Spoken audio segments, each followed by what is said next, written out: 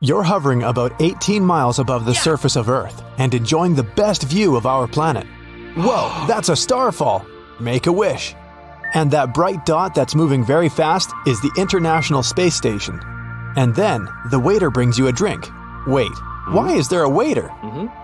Well, the thing is, you're on a tourist spaceship, and very soon everyone will be able to fly into space with giant balloons. This is Neptune. It's a round capsule with panoramic windows and a 360-degree view.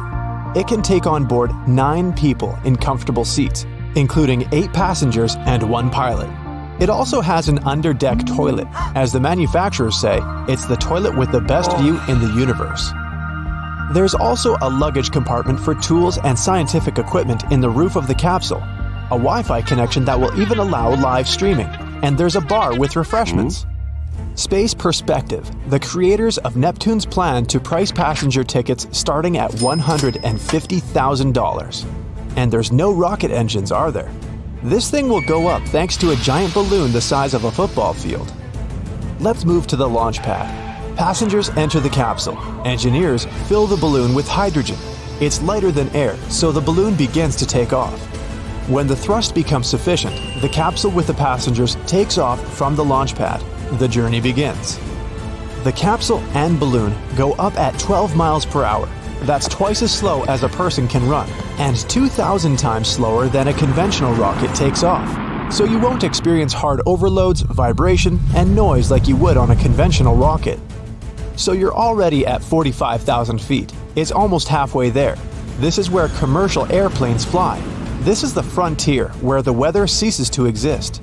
No clouds, no wind currents or turbulence, but no oxygen either. You'd need an oxygen tank to breathe here, but the Neptune capsule is airtight, so you keep climbing.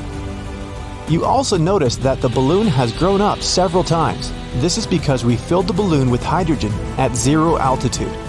The hydrogen was putting pressure on the balloon from the inside, but the air from the atmosphere was putting pressure on the balloon from the outside. But the higher up you go, the less air there is. Hydrogen continues to pressurize the balloon from the inside, but now nothing is stopping it from expanding. So we need a very dense material that can stretch for the balloon. Humanity launches such balloons with weather probes all the time. They take off and get bigger as they ascend. But at extreme altitudes, the balloon material can't withstand the pressure, and it pops. The weather probe falls to the ground. We don't want the capsule with people to fall, so Neptune won't take off that high. But in case of emergency, Neptune has a parachute for safe landing. It's already deployed, and it's attached to the rope that goes to the balloon. So in case of unforeseen events, the parachute will instantly open, and the capsule will begin its slow descent. The entire takeoff procedure lasts 2 hours, and you reach the 100,000 feet mark. In human history, only about 20 people went to the stratosphere by balloon. The capsule hangs in the air. Now you and all the passengers have 2 hours to admire the curvature of the Earth, take endless selfies, and relax. You can even see a blue stripe over the surface of the planet. That's our atmosphere. And if you look up, you can see the most beautiful starry sky of your life. Because there are no clouds or light pollution from the big cities at this altitude, and you can see the stars in all their glory. For the same reason, we send our telescopes to this altitude. 2 hours have passed. It's time for the descent. This procedure is slow and gentle too. The balloon is lowered. Atmospheric pressure begins to press on it again, and it shrinks in size.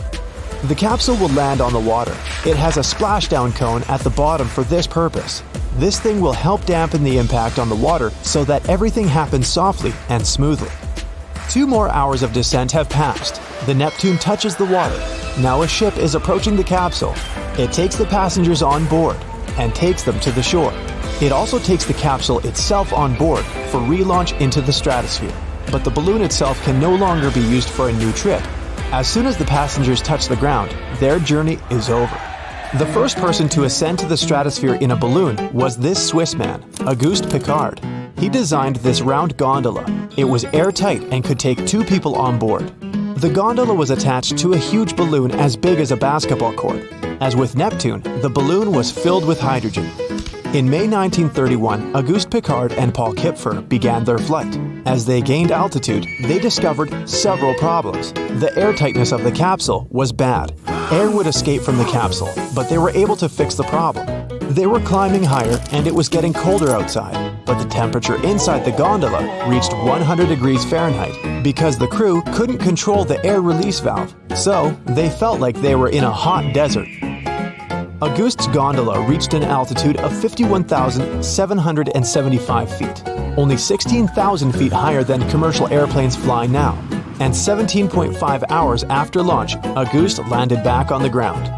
During this and other flights, the scientists collected a lot of data about the wind in these layers of the atmosphere and cosmic rays. He was also the first person to send a radio signal to Earth from such an altitude. Later, Auguste Piccard used the idea of a fully airtight gondola to dive to extreme depths. He created a bathyscaphe, capable of descending to the deepest point on our planet, the Mariana Trench. Even though the Neptune is much more advanced, it still can't fly into space. It's not even close to it. So this is where Auguste Piccard was able to fly to. Here is the maximum altitude of the Neptune, but space much higher. This is the Kármán line, about 62 miles above sea level. Humanity considers this to be the boundary of our planet, so the tourist in the Neptune capsule won't even be able to feel weightlessness.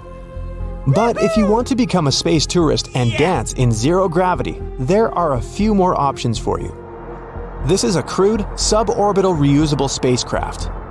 The journey starts on a regular runway, just like a commercial airplane. Here you can see the unusual White Knight II aircraft. It's as long as a tennis court and consists of 2 fuselages. Because of this, it has a wingspan as wide as a soccer field, and our Spaceship Two is attached right between these fuselages. So, White Knight II takes off like an ordinary airplane and reaches an altitude of about 12.5 miles. Then Spaceship Two undocks and begins an independent upward flight. This small spacecraft is the size of a swimming pool. It's controlled by 2 pilots and carries 6 passengers. Ignition. The rocket engine is on, and the spacecraft begins to gain altitude. The pilots and passengers have reached about 282,000 feet, almost 3 times higher than the Neptune balloon. The passengers were able to experience weightlessness for a while. Then the Spaceship Two began to land. The pilots didn't start engines anymore. They just glided in the air. Then the spacecraft released the landing gear and landed on the runway like a regular airplane. The creator of this company, which owns Spaceship Two, plans to carry out such tourist flights into space more often. The ticket for such a trip will start at $450,000. That's 3 times more than the flight on the Neptune balloon. If that's too much for you, we have another option for flying into space. This is the New Shepard spacecraft. This thing consists of a propulsion module and a crew capsule. It launches just like a conventional rocket, vertical takeoff, fast acceleration, and high overloads. The propulsion module helps the capsule reach a speed of about 2,230 miles per hour. At that speed, you could cross the United States from coast to coast in just 1 hour. The booster rocket climbed to an altitude of 65.7 miles. At this point, the crew capsule undocked and reached an altitude of 66.5 miles. The 4 passengers on board at this point felt weightless for several minutes. At this time, the launch vehicle descended to the ground and then made a successful landing. A few minutes later, the crew capsule began its descent. It launched 3 parachutes for braking. Just a few feet before touching the ground, the capsule makes a quick launch of the rocket engines to slow down completely and make the landing as soft as possible. You can become a space tourist and experience weightlessness on this rocket for only $250,000.